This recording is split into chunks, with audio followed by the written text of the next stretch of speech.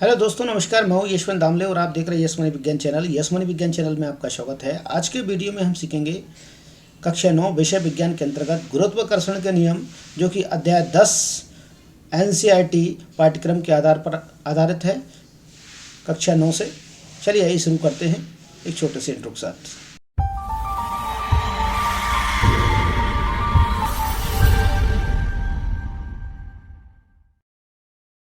हमने कक्षा 9 में अध्याय 8 और 9 के अंतर्गत सीखा है कि वास्तव में गति की कारक रूप में बल किस प्रकार से कार्य करता है।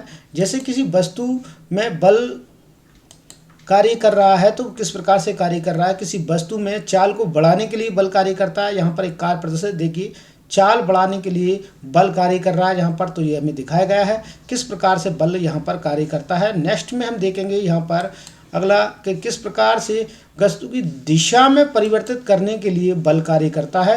तो वस्तु की दिशा में दिशा को परिवर्तित करने के लिए भी बल कार्य करता है, यहाँ पर ये दिखाया गया है। इसमें ये देखिए, इस प्रकार से कार की गति की दिशा भी परिवर्तित होती है। इसके बाद हम यहाँ देखेंगे एक बॉल को यदि हम यहाँ पे हिलाना चाहें या गति कराना चाहें तो मूव करा सकते हैं। बल के कारण ही यहाँ पर इसे मूव करा पाएंगे। ठीक है, जिस दिशा में बल लगाएंगे उस दिशा में ये डायरेक्शन को चेंज करेगी। यदि दीवार मूवेबल है तो वह गति की दिशा, बल की दिशा में गति कर सकती है। मैं यदि इस साइड बल लगाऊंगा तो इस साइड से बॉल गति करेगी। ठीक ना, इस प्रकार से ये बॉल गति कर सकती है। ऊपर साइड से गति करेंगे तो ये इस प्रकार से क्रम में फ्लैट हो सकती है।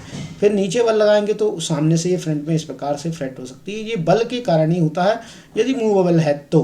ठीक ना, अन्यथा की स्थिति में नहीं। नेक्स्ट में हम देख पाएंगे कि यदि यहाँ पर देखेंगे बल के कारण ही यहाँ पर कोई बल कार्य कर रहा है, तो जिसके कारण जो नारियल पेड़ पर लगे हुए हैं वो क्रमशः यह देखेंगे नीचे की ओर ही महसूस करते हैं, कोई बल महसूस करते हैं, इसलिए वो नीचे की ओर ही गिरते हैं, ऊपर की ओर नहीं गिरते हैं या साइड में नहीं गिरते हैं। इसका मुख्य कारण यही है कि उन पर कोई बल कार्य कर रहा है तभी वह नीचे की ओर पर गिरते हैं। ठीक है ना कोई बल इनमें कार्य कर रहा है तब वह नीचे की ओर पर गिर रहे हैं। यहाँ पर हमें ये प्रदर्शित हो रहा है। नेक्स्ट हम देखेंगे, यहाँ पर देख पाएंगे सूर्य के चारों ओर सभी ग्रह सूर्य के चारों ओर चक्कर लगाते हैं। सभी ग्रह यहाँ पर आपको दिखाई देगा और सभी ग्रह सूर्य के चारों ओर चक्कर लगाकर ये बताना चाहते हैं वे सूर्य से किसी प्रकार के बल के कारण बंधे हुए हैं, इसीलिए वह यहाँ से मूव करते भी हैं तो वे सूर्य के सापेक्ष ही मूव करेंगे। ठीक ना, सूर्य के चारों ओर ही बल महसूस कर रहे हैं तो उसके चारों ओर ही ये गति करते हैं और निश्चित बल के कारण ही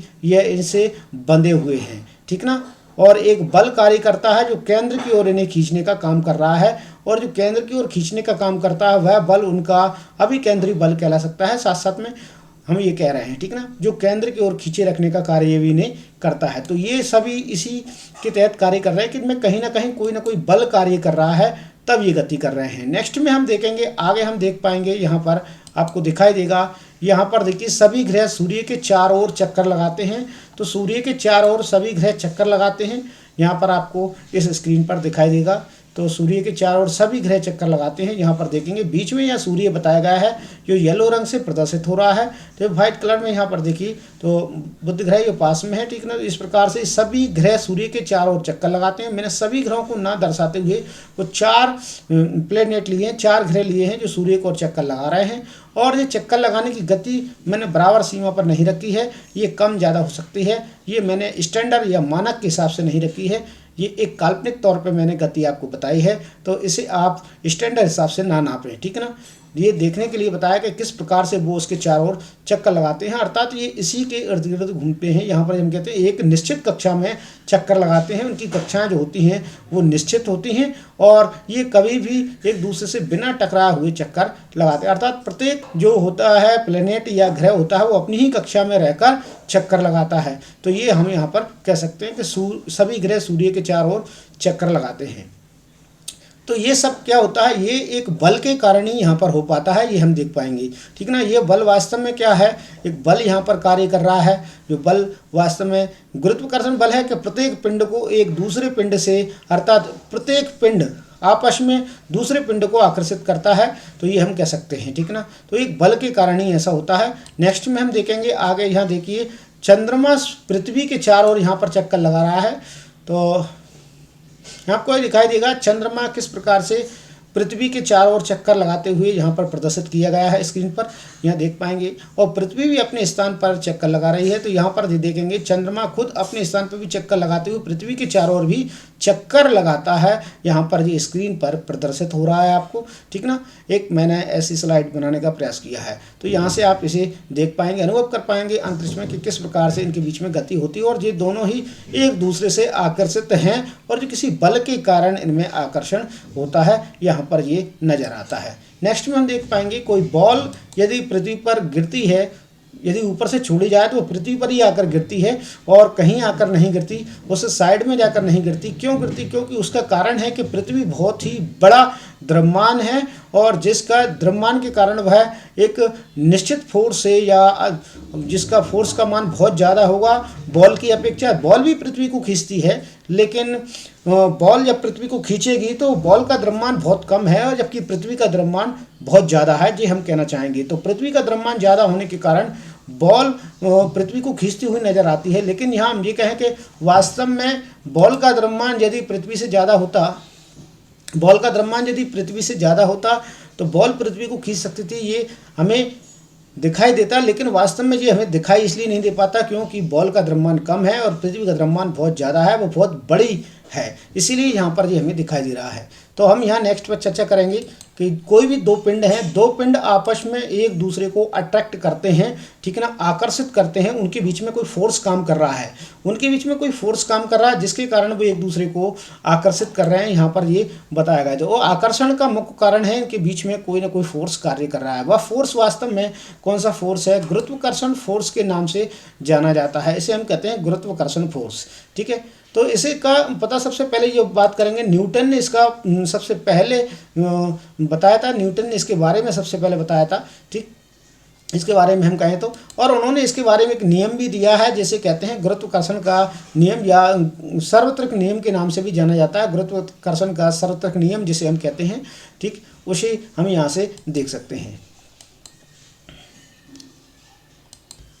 यहाँ देखेंगे ये पिंड यदि इसको अपनी ओर आकर्षित करता है तो सामने वाला पिंड भी इसे अपनी ओर आकर्षित करता है, अर्थात दोनों के बीच में एक अट्रैक्शन फोर्स काम कर रहा है। जहाँ पर यह अट्रैक्शन फोर्स वास्तव में इन दोनों को मिलाने के लिए ही यूज़ किया जा रहा है, अर्थात तो ये इनके आपस में मिलाने के लिए ही कार्य किया जा रहा है। और इनके बीच की जो डिस्टेंस है, दूरी है, वो यहाँ पर हम लेते हैं तो डिस्टेंस दूरी है इनके बीच की, जो भी दूरी है इनके बीच की वो यहाँ पर दिखाई देगी। इनकी बीच की दूरी को हम यहाँ मान लेते हैं कि इनकी बीच की दूरी सपोज दैट मान लीजिए d है, और इनके बीच में जो फोर्स काम कर रहा है वो है F, यहाँ पर बल काम कर रहा है, ठीक ना।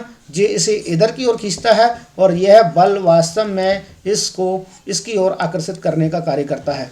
और हम मानते हैं कि इसका द्रव्यमान यदि कैपिटल M है और इसका द्रव्यमान स्मॉल m ले लेते हैं, तब हम यह देखते हैं कि इनके बीच में जो काम करने वाला बल है, जिसे हम बोल रहे हैं अट्रैक्शंस बल या आकर्षण बल के नाम से जानते हैं, उस बल का मान यदि हम देखते हैं तो बल यहाँ पर देखिए कि F बराबर यहाँ पर जो भी बल काम कर रहा है वह वास्तव में दोनों पिंडों के द्रव्यमान के गुणनफल के समानुपाती होता है। तो दोनों पिंडों का द्रव्यमान अर्थात M कैपिटल और स्मॉल m के गुणनफल के समानुपाती होता है। यह है पहला नियम। यहाँ पर देखिए सार्वत्रिक गुरुत्वाकर्षण का सार्वत्रिक नियम है, या सार्वत्रिक नियम के नाम से भी हम इसे जानते हैं। तो वास्तव में यहाँ पर आपको दिखाई देगा किस प्रकार से ये काम कर रहा है, ठीक।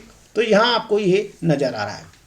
नेक्स्ट में हम ये देखेंगे अगला कि इनकी बीच की दूरी के वर्ग के व्युत्क्रमानुपाती होता है बल। तो बल यहाँ पर फोर्स काम करेगा, तो फोर्स यहाँ पर देखेंगे F व्युत्क्रमानुपाती है किसके? इनकी बीच की दूरी के वर्ग के व्युत्क्रमानुपाती है। तो वर्ग के कैसा है? व्युत्क्रमानुपाती है। ये नियम नंबर 2 कहलाएगा। यहाँ से आप देख पाएंगे नियम नंबर 2 और नियम नंबर 1 दोनों को मिला दिया जाए। नेक्स्ट में देखेंगे हम आगे।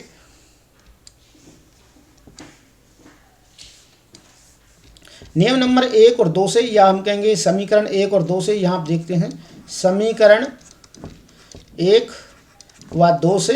तो समीकरण 1 व 2 से, तो समीकरण 1 और 2 से क्या निकल कर आएगा? दोनों को जब मिक्स करते हैं तो हमारे पास आता है F समानुपाती रहेगा किसके? M कैपिटल है, M स्मॉल है, बटे में लिख देंगे D स्क्वायर ये इसके व्युत्क्रमानुपाती में है। तो यहाँ से ये मान निकल कर आता है। जैसे हम समानुपाती का निशान हटाते हैं तो यहाँ पर हमारे पास एक नियतांक के रूप में मौजूद होता है कैपिटल जी, जिसे हम बोलते हैं। और कैपिटल जी जो होता है उसका मान हम यहाँ देखेंगे अभी। तो कैपिटल जी का मान यदि हमें कैलकुलेट करना है तो कैसे कर सकते हैं। कैपिटल जी का मान आपको कैलकुलेट करना है तो डी को आप यहाँ से उठाकर इधर ले जाएंगे, ठीक है ना, एफ के गुणा में डाल देंगे, डबल एम को यहाँ पर नीचे डाल देंगे। तो नेक्स्ट में स्टेज जो आपको मिलेगी या संरचना आपको मिलेगी